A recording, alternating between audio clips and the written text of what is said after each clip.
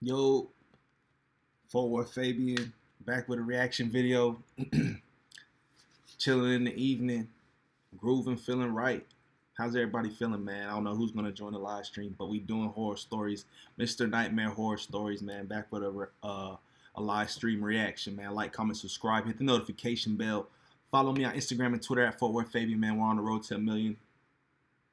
Recommend content, man. Comment down below whatever you want to see, man.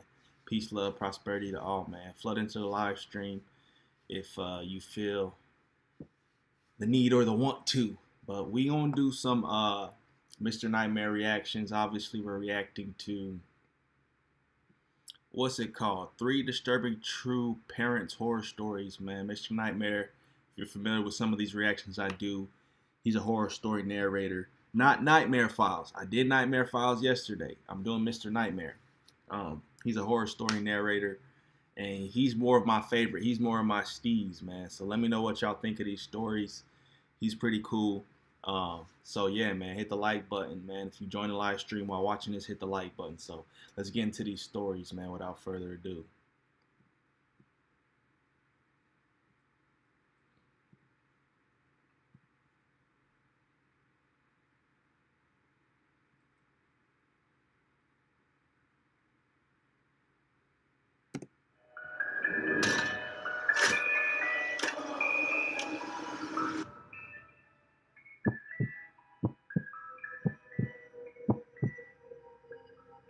I'm a single mother of 2. My ex-husband and I take turns watching the kids month to month. My son Luke is 15 and my daughter Melissa is 10. This happened just a few months ago. I did some late-night grocery shopping after work. Luke had texted me earlier that he was going out with his friends. It was a Friday night. I wasn't thrilled with him leaving Melissa alone, but 10 is the age a lot of parents are more comfortable leaving their kids alone, and he knows I can't expect him to babysit her. Parents, y'all let me know in the chat. Is 10 a comfortable age to leave your kids at home? That's funny, bro. I don't know about 10.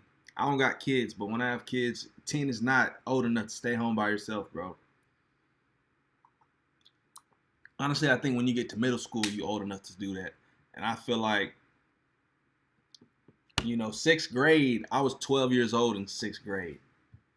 So, I feel like 12 is the appropriate age, 12. Anymore.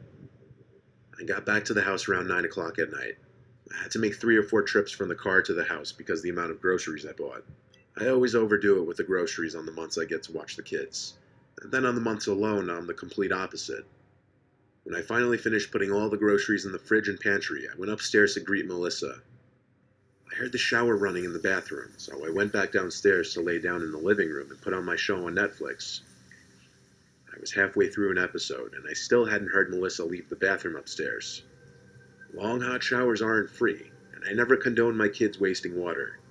I went up there to knock on the door and tell her to get out of the shower soon. I went back downstairs to resume my show. Only for about 5 minutes, though. Melissa was still in the shower, so I went back up there again and knocked louder. This time I waited for her to acknowledge me, but when she didn't, I continued to knock louder and yell her name angrily. It took me a little bit to notice through the bottom crack of the door that the light was off in the bathroom. I tried the doorknob, but the door was locked. The locks on my doors inside the house are easily unlocked with a fingernail, though, so I had to force my way in, now growing concerned. As the door opened, I yelled into the room at my daughter, at that moment feeling more furious than anything. I flicked the light switch up and went over to the tub. I yanked the curtain half open, honestly not knowing what to expect. But not in my worst nightmare would I have expected to find some 50-something-year-old withered-looking woman laying flat in the bathtub with the shower spraying water onto her. I screamed so loud and long until I lost the ability to scream for a few seconds. I had my back pressed up to the mirror. Everything on the counter had fallen to the ground. I felt an unexplainable sense of shock and horror. The woman stood up in the tub, looking at me, her hair and clothes obviously drenched. I slammed the bathroom door shut and screamed Melissa's name. I checked her room first thing, and I found her hiding under the covers. I grabbed her and tugged her out of the room. As we passed the bathroom door towards the stairs, that woman was standing in the doorway of the bathroom. Everything about her looked like a zombie. Her eyes, her movement. I made sure to grab my cell phone before locking the 2 of us in the spare room in the basement. called the police. As I waited for the police to come, Melissa told me she thought it was me who came into the house. And when she saw some random, scary-looking woman walking up the stairs, she ran to her room to hide. Luke left the front door unlocked when he left. The police showed up in a timely manner. Buddy left the front door unlocked when he left. So you leave your kids home alone, essentially. The oldest son goes out or whatever. Leaves the younger one at home alone, or whatever the scenario was. I may have mixed up the detail. He leaves to hang out with his homies, and he leaves the front door unlocked.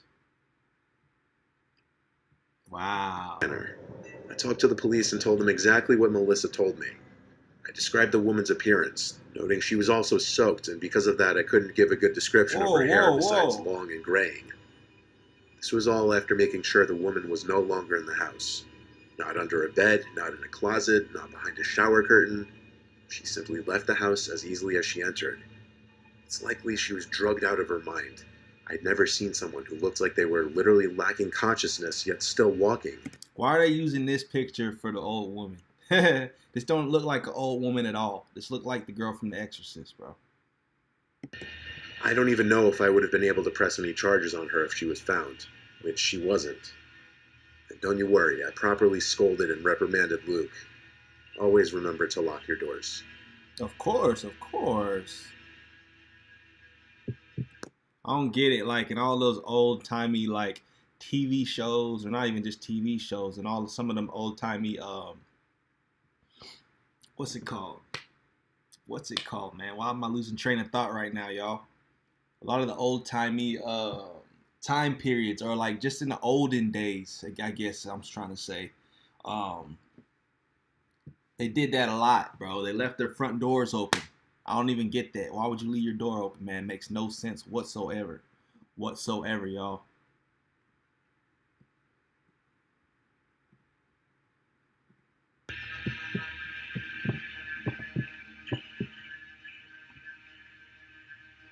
This was over 15 years ago. We once went to this family resort in New York State. We took our 2 kids who were 4 and 6 at the time. This focuses on our 6-year-old Michael Jr. We were on vacation around Easter time, so the resort had a bunch of fun little festivities set up for the kids, like Easter egg hunts, Easter decorations during bingo, and someone walking around in a big Easter bunny costume. While we were in the dining hall one evening, the Easter bunny was walking around giving kids high fives. When he came over to our table, our 4-year-old Peter hid under the table crying, but Michael Jr. gave him the high five and wasn't afraid at all. The guy in the bunny suit walked away quickly, probably to get our son to stop crying. The next day there was an Easter egg hunt, which was in one of the fields by the kids' center of the resort. I watched the kids scrambling to collect eggs while my husband Mike was elsewhere. I'm not really sure what he was doing. The Easter bunny guy was walking around the field interacting with the kids. I noticed he knew to avoid Peter. Peter came running to me when the Easter bunny got near to him. He would do the same thing with Santa around the holidays. That's a creepy picture, bro. Look at this dude. Who is he? Heck no, man. The Easter bunny? Oh, man. What do we got going on, man? What we got? Thought somebody had mentioned something. I don't know. I'm tripping, man. Hector Valentine just subscribed. Shout out to Hector Valentine, man. Much love. Let's get back into the reaction. Bro, I'm not messing with no Easter bunny. I'm telling y'all, man. I'm not messing with the Easter bunny at all. I'm just playing. I don't even recall if I was like ever messing with the Easter bunnies and stuff around Easter. I never was in that. You know, I did Easter egg hunts probably through school, but never did nothing with the Easter bunny. Look at him, bro. Look how much distance there is between him and the kids, too. It's like, come on, man. It's like something weird going on. The guy in the bunny suit was interacting with Michael a lot. I found it kind of cute. I just didn't want Peter around him so that he wouldn't start crying again. Cute. So I brought him to the other side of the play area for a little while. When it looked like the Easter bunny was gone, I walked him back to where Michael Jr. was last, but I couldn't see him. I started calling his name. Then another parent came up to me and asked if I was looking for a boy wearing a red sweater. I said yes, and she told me the guy in the Easter bunny costume walked him out of the field area in the direction of the parking lots. She told me this in a slightly concerned-sounding tone. I picked up Peter and ran in the direction that the woman pointed. I ran Uh-huh. faster than I ever could, while holding my son on top of it. Motherly instincts clearly kicking in, giving me an adrenaline boost. I saw the man in the Easter Bunny costume holding my child's hand, approaching a black car. I screamed at the top of my lungs at him to get away from my son. Then I screamed Michael's name. They both turned to look at us, and the man let go of my son's hand. Michael ran over to me, not realizing at all the danger he was just in. The man in the costume said to me that he was trying to find his mom since he looked lost, but that was total BS. He was about to get in his car with my 6-year-old son. I tried to yank the mask off of him, but he shoved me and yelled at me to piss off. Then he got in his car and drove away. I tried to remember his plate number, but he was gone too quickly. I called my husband on my old archaic cell phone, and I brought my kids to the front desk of the resort to meet him there. They said the man in the Easter Bunny costume didn't work there. I was livid, yelling. Bro, yeah, I'll be livid too. Come on, bro. He didn't even live there. That's crazy. That's wild, man. That's wild. That's wild, man. I don't know. That's your kid. Dude was walking to his car with your kid. Wow. Horrible parenting 101. I ain't gonna lie, man. I never let my kid out of my sight. Yelling at the front desk workers the whole time, who were apparently aware of the man, yet didn't stop him or question him. Oh, wow. We threatened to sue the entire place. They ended up refunding us for our entire stay, which we gladly accepted. But I was mere seconds away from losing my kid forever. Uh-huh.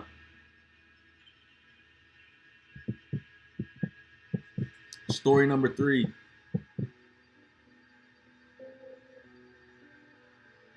We adopted our son Charlie at the age of 2. He's aware that he was adopted. We were honest with him about that ever since he started to learn to speak. He's now 7 years old. We don't have any children of our own because my wife can't have kids.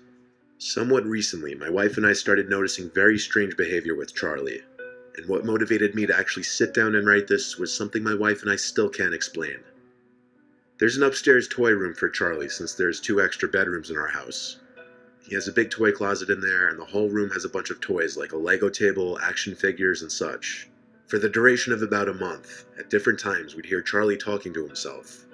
Not like role-playing talking in his play. We'd overhear him speaking as if he were talking to another person in the room. The first time this happened, my wife wasn't home, but as I passed his playroom, I overheard him talking as if he had a friend in there. And I swear to God, I actually walked in just to make sure he didn't actually have a friend in there. When I walked in, I saw him sitting at his Lego table with a couple of his WWE action figures on top of it. But he wasn't currently playing with any of them. He was just sitting there, blankly staring at me. I asked, "Who are you talking to?" He shrugged his shoulders. As weird as it was, I had to assume He said, "Don't worry about it." he was just playing. The next time something strange happened, it was a lot worse. This time my wife was at least home to witness it with me. We were in the kitchen, Charlie was in the backyard playing. We heard him laughing and talking suddenly, so my wife went to look out the window to see what he was doing. Then she called me over to look as well. What we saw was Charlie talking to thin air, as if he were talking to a person. It resembled him trying to show someone who wasn't there how to use the plastic sword in his hand. I expressed to my wife my concern. She said he may just have an imaginary friend. I told her I didn't know how I felt about that. She seemed to feel it was completely normal. Fast forward to like the 3rd or 4th instance. It was 9 o'clock on a school night, approaching Charlie's bedtime. He was in his playroom still. I was trying to be lenient with the bedtime and let him play for a few more minutes. I heard Charlie laughing and talking to his imaginary friend again. I curiously had to take a peek into the room. As I opened Charlie's door, I heard his closet door shut. I looked at Charlie, standing up in the dead center of the room, with his toys scattered around him. I asked him who was in the closet, and something on the inside of it fell. It sounded like a big plastic toy. I asked one more time who's in the closet in a yell. He said George. I swung the door open, expecting one of his little friends in there. Maybe my wife let him have a play date or sleepover without telling me. But the closet was empty besides his toys. I picked Charlie up against his will and brought him to his room. I told him he was going to bed. Then I told my wife about the closet door closing on its own, and then the toy inside falling on its own. She thought I was messing with her at first, but then she saw I was serious. That night, I woke up to sounds from down the hall in Charlie's playroom. We sleep with the door open. I woke my Hold up, live stream. Hold up.